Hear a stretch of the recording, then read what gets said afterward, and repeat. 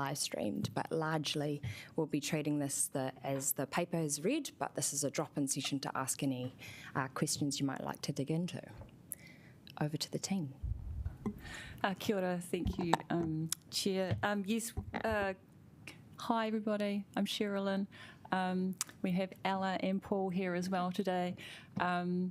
We're here to basically just do a Q&A session on the draft Coastal Reserves Management Plan, Tātou Ki Uta, which is on the committee agenda for Thursday, seeking your approval to go out and consult on the draft plan. So, yeah, here to take your questions.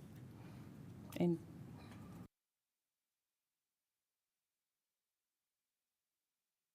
thank you. Put this through the Q&A, but I would just like to talk about Huetapara and as an example of whether this is going to be consistent, because I have issues with damaging the dunes. I might just flag that because this is a drop-in centred around the coastal reserves management, I know we've got the team here, but just because it is about dune restoration in part. So it could, as a generic question then, if you don't want to do that, but I thought you told me I could ask it. So when there is a conflict between like what we've got on Thursday, how are we going to resolve that? Because it's probably like the most important issue. Yeah, it's a good question. So the draft Coastal Reserve Management Plan, it does take a nature-first approach in terms of its general approach to coastal management of our reserves and stuff. And for the Huetapara area, what the draft plan says at the moment is that we want to take an integrated approach to planning for the whole of the Huetapara kind of beach area, including the beach side and the landward side reserves, in conjunction with key stakeholders. That looks at looks at all the different issues. Anyone else want to add to that? And I guess the other thing is that the decision in terms of the Weil proposal is subject to separate decision-making processes. So the revocation of reserve land has to go through a reserve revocation process under the Reserves Act. That process is subject to public consultation and at the end of the day, minister approval. And the road land disposal is also, it's subject to a road stopping process. So I guess there's separate legal processes to be gone through in terms of those two things. Sorry, and maybe we can take it offline, but still that's not quite getting to the heart of my question, which is around protecting those, and we can't get them back, right? So it is heritage. So I'm just not quite getting the reassurance that we are going to do better. And I'm not even sure I'm going to vote for that paper on Thursday because of this issue. Or would you mind using a mic? Thank you. I think in the broader context, most of our coastal areas are highly modified, and they're under significant pressure in terms of change in both our weather patterns and sea level rise. There's many areas that are reclaimed, and what we have left in Lyell Bay is very much remnant dune. It was an extensive dune system. This plan focuses primarily on the reserves that we administer under the Reserves Act, but it does need to take a holistic approach because we have a lot of unformed legal road around the coast which people associate as land that they use to recreate or gain access.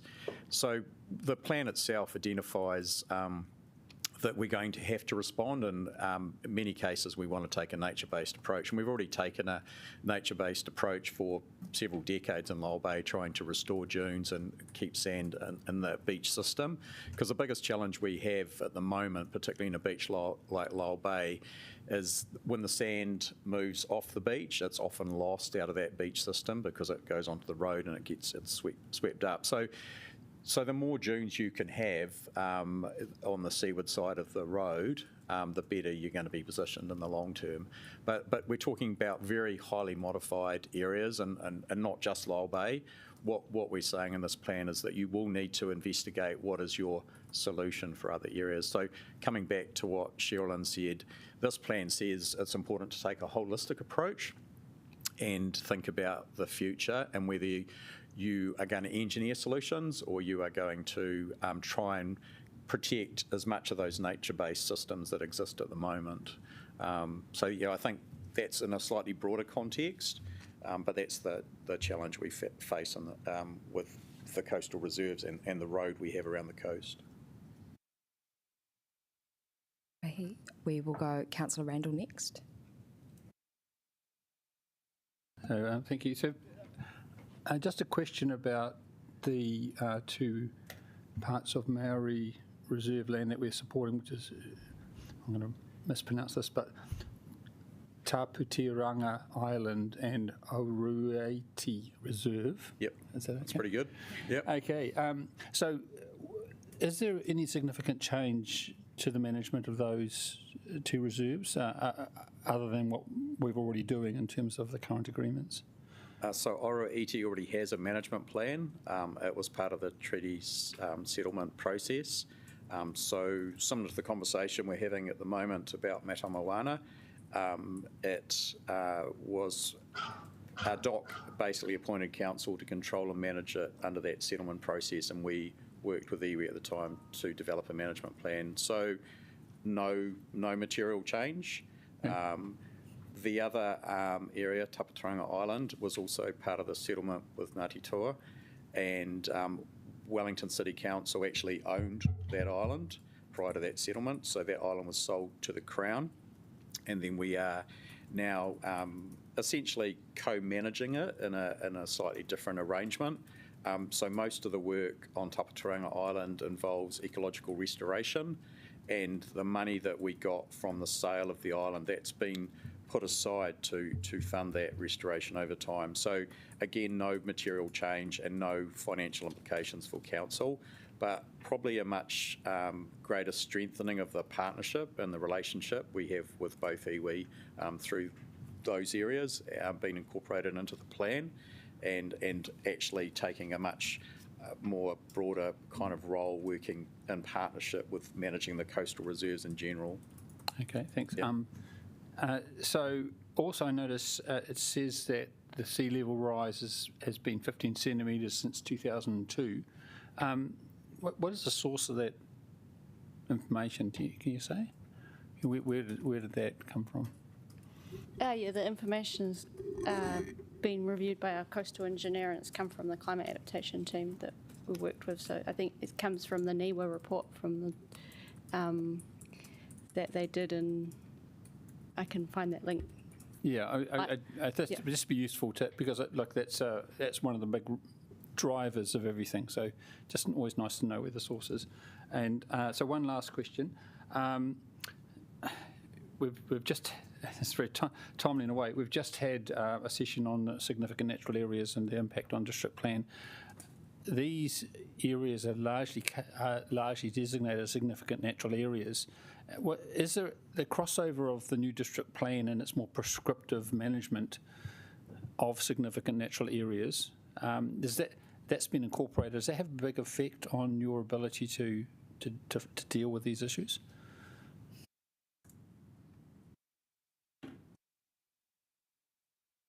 You know, the fact that they are significant natural areas and resource consents and that sort of stuff. Yes. So there are a number of SNA areas, 20 SNA areas that overlap with our Coastal Reserves Management Plan.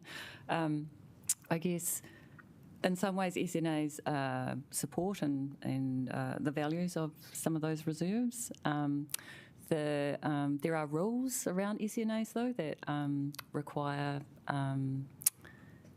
consents for doing new things that might impact the vegetation and values of those SNAs. So it might require more consent applications for things like new tracks or other new development. But that's all. Is that baked into the plan? That's baked into the plan. Yep. Okay. Yep. Okay, thank you. We already have a kind of different level of service for those areas of high ecological value. So yes, it is a current level of service within that plan. I suppose the challenge for some of those areas, that some of them are again under threat from, changing in climate and sea level rise. Yeah.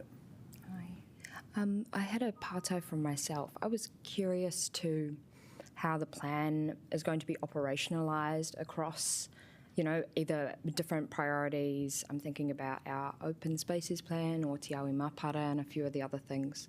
How's it kind of, strategically fitting into the other pieces of level of service? Okay. So the plan responds to our sort of higher level strategic direction in Te Whaioranga and the 5 focus areas. And so those focus areas are around looking at how we can support re-indigenising the coast, how we can support resilience and ecological and equity and recreational equity on the coast. So all those values are present in the management plan. In terms of its relationship with Te Awa Mapara, that's also connected to the sort of processes that we have to do with our buildings and facilities in that management plan. Right, cool. Thank you. Next we have Councillor Brown. I was just wondering about the relevance to road protection around the south coast. I was looking at the storm of a couple of weeks ago and what happened to the road reserve in Breaker Bay, which it's lost another sort of, half a metre, I guess. How does that get factored in, given that at some point or another there will obviously have to be, we don't know when, probably some quite major, coastal protection installations installed. And looking at the what's happening with the airport with its multi-$100 million project to protect the end of the runway, how do we make sure that our plan is compatible with future works to protect coastal infrastructure and roads and housing and all that sort of stuff? Yeah, so the plan is focused on the nature first, focused to adaptation. But it's not our climate adaptation planning. There's a separate climate adaptation planning stream that is being run by the climate change team. But saying that there is a lot of actions in there that we can do in the short term, looking at nature solutions. We're proposing taking a dynamic adaptive planning pathway approach to how we plan. So that means if we do, if this happens, then we do that. If this happens, then we do that, rather than saying we're going to do this right now. We're going to plan for the uncertainty that comes with storms and climate hazards. I'm not sure I explained that well. And but we know what we can do now is improve on our monitoring of our coastal systems, in particular the soft areas of our coast. We can do a lot more monitoring to understand what those storm processes are doing, and we can also we have a lot of proposals around further analysis of particular erosion hotspots around the coast. Councillor Brown, can you use your mic, please? Oh, no, sorry, it wasn't on. I guess if I was one of the residents of Breaker Bay, I'd like to actually have some reasonable certainty about the alternatives. So, what you've described sounds extremely vague, and it doesn't necessarily mean that council is going to build a large wall over the road from them. But how? And I don't imagine this coastal management, well, you can correct me if I'm wrong, isn't going to be prescriptive about particular measures. But what I guess is what I'd like to know is how permissive it will be of different measures. If ultimately we decide we do wish to protect the roads and the houses on the coastal side of the road around Breaker Bay, how permissive will the plan that we come up with be in respect of allowing that protection to actually arise? And also how explicit, because obviously if you're one of those householders, you would like to know that there was at least some sort of intention around their properties. I think, as Ella said, this isn't our response in terms of coastal adaptation, and that piece of work will come to council eventually. So this is a plan that does focus on our reserve areas and the areas we manage as reserve as part of that road corridor. I think if you, you've been a long-term Wellingtonian, if you can think back of our coast 30 years ago, because we've actually been at this for 30 years, we used it largely as our dump, really, and there's a lot of reclaimed area around that coastal edge, particularly around the southern bays. We already are engineering a lot of solutions to protect road and infrastructure, so that program of work will continue around existing assets. What we've also done a lot of nature-based work in areas like Lyell Bay. So there's some really low-cost things you can do that will buy you time. They're not necessarily a long-term solution. So we've done a lot of things like rock riprap at the western side of Lyell Bay, for example. So we can slow down erosion. We can use plants and create a buffer to buy us time. And we're saying there's still opportunity to do that on the coast. One of the actions in there is to review each section within the management plan and take a much more landscape-led approach. We're saying there's opportunities to particularly look at some areas like the northern end of Miramar Peninsula. Is there other opportunities for that road from a recreational point of view, or are you going to put all your resources into building seawalls? So I think, this is going to be a challenge for all our coastline, and we will need to prioritise where we put our engineering investment. We've already done work at Breaker Bay. So I think this plan is definitely not going to preclude council from making decisions about what is the best choice for that community, for those assets. But it's not a plan to inform that. It's really a plan to continue to take the approach we've been taking. Another really good example was the former quarry site. We've retreated, but we are probably going to need to go back in there and rock armour some of that because of the continued erosion. So there's lots of little examples of that. Some of them will be quite expensive engineering solutions over time. Some will be much more modest. Councillor Chung. Great. Apologies if you've already answered this question when I had to go out. But what is your opinion on how we actually want the coastline to look like? Do we want it to look as natural as possible and say put those big round rocks that are actually currently there back again, or do we like the solution that they're doing along the Hutt Road and around by the airport, putting those funny shaped concrete thingamajiggers that look like porcupines there? And are they actually better for the any erosion that comes up than the natural thing of round rocks? You know what I'm talking about? Oh, yeah. So the plan takes a sector-based approach. So in each sector, there's different sort of characteristics of the coast. And some parts of our coast are really wild and nature-based, and we're keen for those areas to, based on the public consultation, to keep those areas within that natural feeling. And there's a proposal action to do a landscape plan for a landscape and amenity plan for each of the coastal sectors that will respond to that connection, nature feeling that people have on the coast. Then there are other parts of the coast that are a bit more man-made and altered and structured, and they have a little bit different of a feeling. So, yeah, there's a bit of a mix. Okay. Getting me a phone. Yeah, kia ora, and also apologies for being late and if you have answered any of these questions. But my concern was around the funding for the plan, and just conscious that we did the Green Network plan without putting anything in the budget. So if there is no recommendation in this long-term plan, as I could see, what is the process for making sure we fund this? The current plan is based on the current level of service. We have identified initiatives that will need to be considered by council over time, and I suppose I'm talking the next 10 or 20 years. Those decisions will need to be taken by a future council at a future annual plan or LTPs and be prioritised against all your priorities. So we've certainly identified things that can be done based on that feedback and the engagement we've been through already. And I'm sure we'll get more feedback on the draft plan and some of those initiatives. Yeah, a lot of the actions can actually be delivered out of our current budgets, but there are some new things too, which would be subject to future decisions. Yep. Right. So I've got three quick partai, if that's okay. Yep.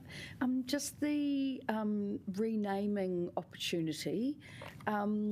Just in working with our Mataaho Aranui, how do we log those in terms of priorities? Like, how does that sit in the greater priority of renaming, and what will be the process for that? We're proposing that we consult on those name changes as part of this draft. So that will go out when we consult on the draft on those name changes. So Great. Yeah. So we'll get a response and then we can action that straight away? Yep. Yes. Great. Yep. Happy days. Hopefully Councillor Free is still able to pass all of those. One more question on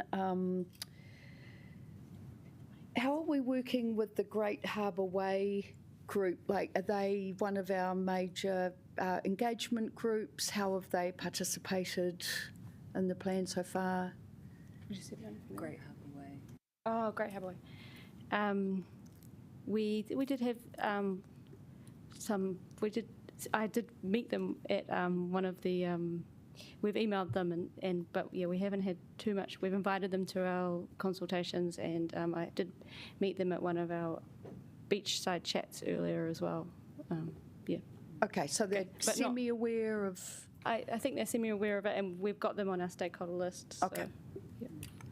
I think, just to add to that, the concept of taking a landscape-led approach to those coastal sectors will enable us to, again, look at how we look at the opportunities around the concept of the Great Harbour Way and where we can realise that. We know in many places we're quite constrained for space, but, I think that'll be part of the scope of that piece of work. Yeah, okay. And can I go back on the list? Aye. Councillor Free. I guess my question, because of being an Eastern councillor, we've got a lot of communities affected by this. How much thinking, 15 centimetres in 20 years is actually a bit alarming to me. It does mean, and I can't imagine that's going to go down, like it might be more in the next 20 years. How much talking have we been doing with communities as to how their coastal environment might change and how they might need to respond to that? And I know the Houghton Valley community indicated when I was at their AGM that they are having some discussions. So, yeah, I guess just the human side of this.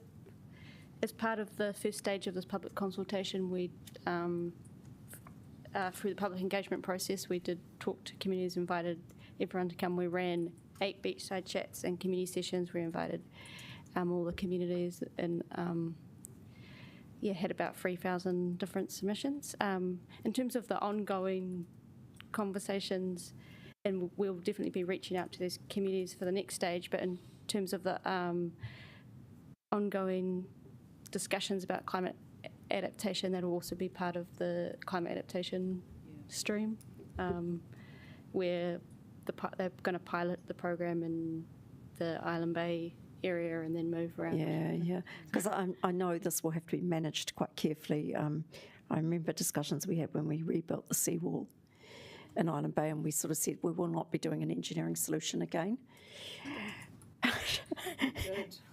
No, well, we did at that time, but yeah. And talking about Island Bay, the island, I didn't know it was in council ownership. Oh, it's in Ngāti Toa owned. When did we decide to sell it? It was part of the treaty. So it wasn't our decision? It was a decision of council. Yes. Yeah. Oh. Okay, how long ago? Oh, I'm guessing 28. Apologies, Paul Andrews. Could you speak over a mic just so we've got a couple sorry. others? Have you got a date in mind? I'm going a decade ago. We can look that up. Yeah. Yeah. I remember being on council at the time, but maybe I was. The Crown settled with Ngāti Toa in 2014. Oh, yeah, no, it's in my head.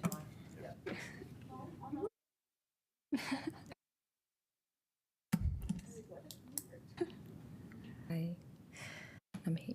Councillor Freda, do you have another partai? No? Okay, cool. I'm next on the list, and then we've got Councillor Pennant. So my first one was just if we had identified any gaps in kind of monitoring around the coast, and wondered if at Te Maratani, Zealandia, we have heaps of success pairing with the university to monitor stuff or propose innovative solutions. So have you kind of looked into that as maybe a relationship we could utilise more? Or Yeah, and we were working, we had some chats with the coastal group at Victoria University. But yeah, monitoring is definitely something, and it's also been very important to mana whenua. There's some gaps in some species and how we monitor, and like kekino, like seals, and we do a good monitoring survey every year of our coastal seabirds, which is good, but there's more we can do. Yep. Yeah, cool. I'm excited. And then my second part, I was just around any gaps around resourcing, specifically thinking about working alongside mana whenua on really important areas. Are there ways that council can support that kaitiakitanga there, or like I'm thinking like how we had with our cemeteries management plan, kind of the different partnerships we had, or what can our role be in that space? I'll start and Ella can finish. One of the key proposals in the draft plan is looking at the opportunity around a mana whenua ranger to be, person on the ground day in, day out. Anything else? And there's also a proposal for resourcing a wildlife program. We've got a bit of a gap in the work that we can do around supporting wildlife, and that's something that the community talked a lot about, whether it was penguins or seals or work that we do on biosecurity, and yeah. So there's a proposal to resource a wildlife program in there as well. Cool. We've taken a different approach with the development of this management plan, and we set up a steering group where we've had both iwi partners at the table. So they've been very much involved in shaping this plan with us. They also both provided a cultural values assessment of the coast to us, and that again is woven through the plan. So I think in terms of the initiatives in there, they are aware. They're well aware of our constraints as well, and we've tried to be really realistic in those new initiatives that we have signalled would present an opportunity. So they will be here on Thursday as well when we present the plan to council. So I think it's quite a step for us in that relationship, and it would be really there's an amazing opportunity to build on that partnership. Aye, thank you. Councillor Pennant.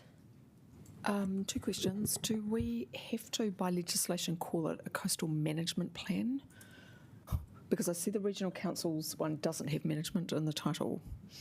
I don't think we'd have to check that, but I don't think we have a legislative requirement to call it any specific name.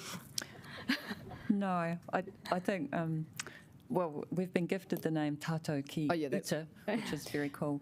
And I guess we've been using the term draft coastal reserves management plan to kind of make it clear that it's about our reserves rather than something that's more broader in terms of coastal management. It's the management word that I have a big issue with. Just, and if you've got a nature first approach, then management actually doesn't really work with that. Okay, I'll just flag that there might be an amendment on that. And then Sean, probably more a question for you, where it talks about development. I presume this plan is consistent with our district plan in terms of development along the coast? Yes. Right, so you can't build anything along here which is been identified as being problematic? Your definition of problematic can be quite wide-ranging. That is true. That is true. That is true. I don't know that I understand the coal bounds of mine. it. Any new development on reserve land is subject to the district plan rules as well. So yeah, it's. So would that be non-complying or discretionary? Effectively, what you have are two roles. So it would require permission from council as landowner, and then it would need to be consentable under the RMA. So in terms of being consistent, so long as the council remained consistent under both roles, it would be consistent. Deputy Mayor Fern. Just checking back on working with Greater Wellington on the Blue Belt overlap, like how have we worked with them there? Yeah, we've had a couple workshops with Greater Wellington, and we will ask them to review the document as well. And yeah, we have been having a working relationship. Great. And then just while I note that this plan is not to do with stormwater and wastewater overflows, but just conscious that there is, our South Coast is not as pristine as we'd like it to be. How are we addressing that through the plan? I mean, maybe just more of a concrete example, particularly I'm in Houghton Bay, yeah. I guess the question is, how can I respond to the communities asking me how this helps that situation? Yeah, I guess we'd say it's not specifically what the plan is addressing. It's out of scope. I can probably add a little bit in terms of some practical examples. Obviously, any of the stormwater activities in those catchments, it's related to existing consents. And as Alice said, that's out of the jurisdiction of this plan. But one of the biggest challenges we have with stormwater, and a good example is Lyell Bay, is it does create problems for the dune system. It creates an avenue for waves to come up and cut the dune out. So, working with whatever our future water entity is, as they renew and upgrade stormwater systems, again, we need to take a different approach to some of the outfalls we have. And we have taken those opportunities already when work's been planned and made some improvements in those areas. So a lot of it's about design and placement, particularly of stormwater. And there is some actions around the outlet pipes at Princess Bay, for example.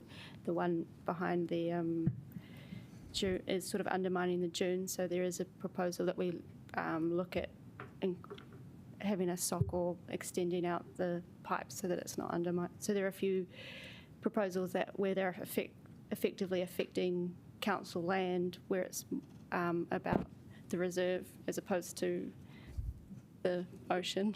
They're all connected, but it's kind of, yeah. Hi. Pātai Online from Councillor Abdurrahman. Kia ora whānau.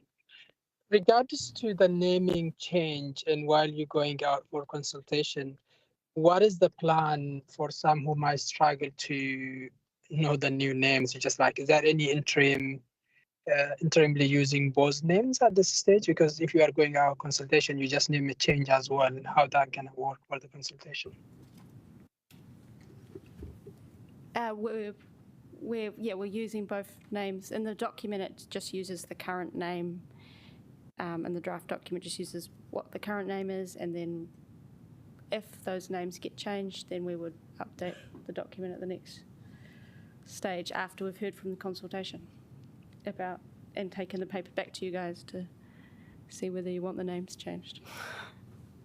Oh, good. The second question is, regardless of the name, did I miss something or not much explanation about the names? Usually there should be a background, what it means and why it's related to the area, just, historical context to it. Have I missed it somewhere in the paper or is it not included? In the appendix, Appendix B, there is a big explanation for each of the name changes. Thank you. And the PDF, page 55, has a good summary there, which is quite fun in the table. But no. Councillor Abdirahman, did you have any more pātai? No, thank you. All good. Cheers. Councillor Brown. As I understand it, there is a Mana Whenua, I mean, not a Mana Whenua, an iwi group who actually received some sort of treaty recognition in respect of their marine rights. I think we got a letter from them some time ago. I mean, how do you include their participation in this process, given that I guess you're dealing with the two Takahiri partners, but then you've got this third group? I mean, how do they fit in?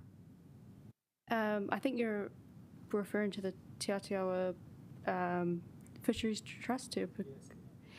They, in fact, our Mana Whenua representatives who have been involved in the project are also involved with that group. So there's been cross, and they have also reviewed this cultural value assessment that Taranaki Whānui developed. So they've been involved. Yeah. Colleagues, any further pātai? I see none. So with that, ngā mihi nui, Sherilyn, Paul and Ella, thank you so much for all your work, and acknowledge the extreme, I guess, consultation. Over 3,000 people engaged before we even go to consultation. So really appreciate the effort here. Thank you.